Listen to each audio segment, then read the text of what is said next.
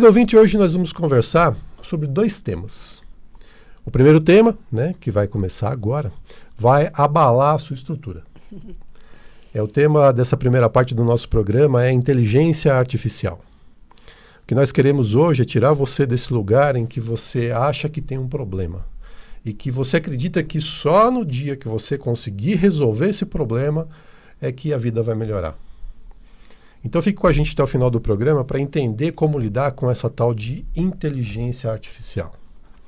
Querido ouvinte, você já teve muita vontade de fazer alguma coisa que nunca conseguiu fazer?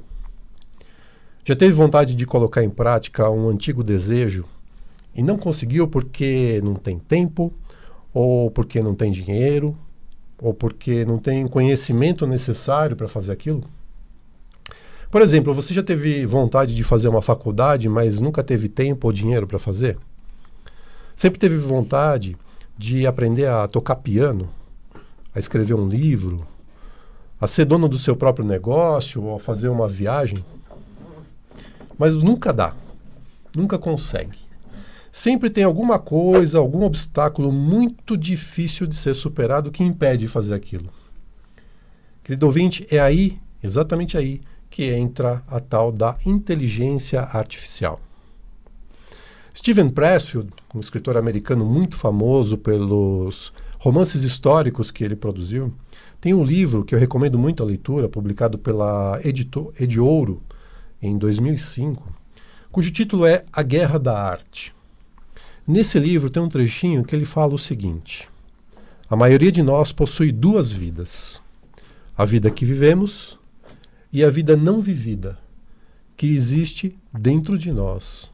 E entre as duas encontra-se a resistência. É assim que Steven Pressfield nos apresenta o que nós poderíamos chamar de personagem principal desse livro, a resistência. Ela seria uma espécie de entidade que habita o nosso íntimo e que se disfarça das mais variadas formas para nos impedir de buscar os nossos maiores desejos, os nossos maiores sonhos.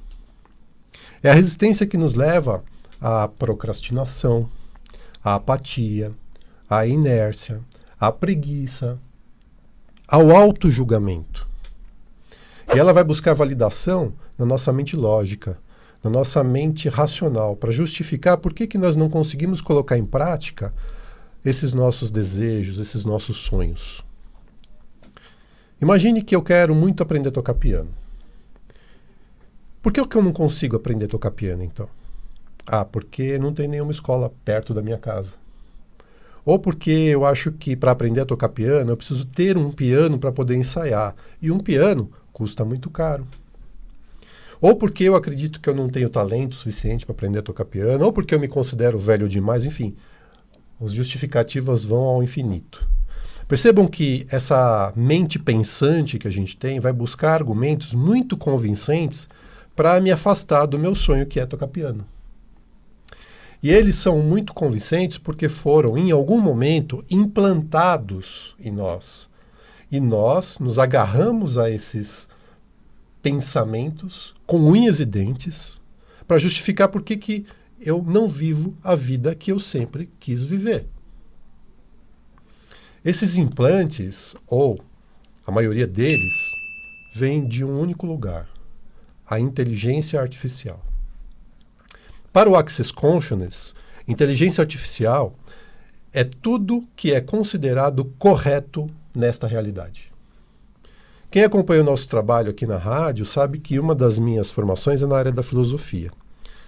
E tem um filme muito interessante que é usado por muitos professores de filosofia para apresentar alguns conceitos filosóficos até bastante sofisticados para os alunos. Infelizmente, esse filme ficou muito mais famoso pelos efeitos especiais e pelas cenas de violência, de ação, do que por esses conceitos. É um filme que foi gravado em 99, que se chama Matrix, estrelado por um ator libanês chamado Keanu Reeves. Se você não assistiu, assista. E ali a gente tem várias informações sobre o conceito de inteligência artificial. Se você fizer uma leitura literal desse filme, você vai concluir que existe um conflito entre a raça humana e as máquinas. A raça humana foi dizimada pelas máquinas e os poucos humanos que sobraram querem acabar com a dominação das máquinas e por aí vai, enfim, aquele enredo clássico do cinema americano. Agora, o que é de especial é a mensagem que vai além dessa literalidade, além dos efeitos especiais, além das cenas de ação. Para o nosso bate-papo aqui, o que vale são os diálogos que o filme apresenta e, sobre alguns deles, nós vamos conversar. Em um desses diálogos, o personagem Morpheus pergunta ao protagonista do filme, né, o Keanu Reeves, cujo nome do personagem é Neo, se ele está procurando a verdade. Então o Neo pergunta, o que é Matrix? E o Morpheus responde, você quer saber o que é Matrix? Matrix está em toda parte. É o mundo que acredita ser real para que não perceba a verdade. Então Neo pergunta, que verdade? E Morpheus responde, que você é um escravo, Neo. Como todo mundo, você nasceu em cativeiro. Nasceu em uma prisão que não pode ver, cheirar, nem tocar. Uma prisão para sua mente. Se nós trouxermos, querido ouvinte, para os nossos dias esse diálogo, nós podemos fazer as seguintes perguntas. Nós vivemos numa Matrix? Será que vivemos numa ilusão? Que tudo é um faz de conta? Que essa ilusão nos parece extremamente real? Além disso, será que existe alguém que controla essa Matrix e tem em mãos a programação das nossas vidas?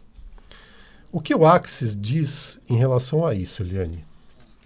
Então, Edgar, como você disse, para o Axis Consciousness, inteligência artificial é tudo que é considerado correto nesta realidade.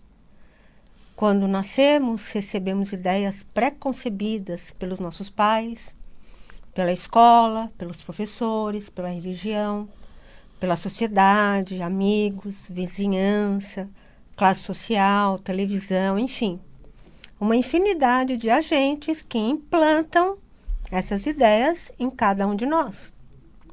E é muito desafiante contestar certas ideias ou um conjunto inteiro delas. Quer um exemplo de como é desafiante contestar essas ideias?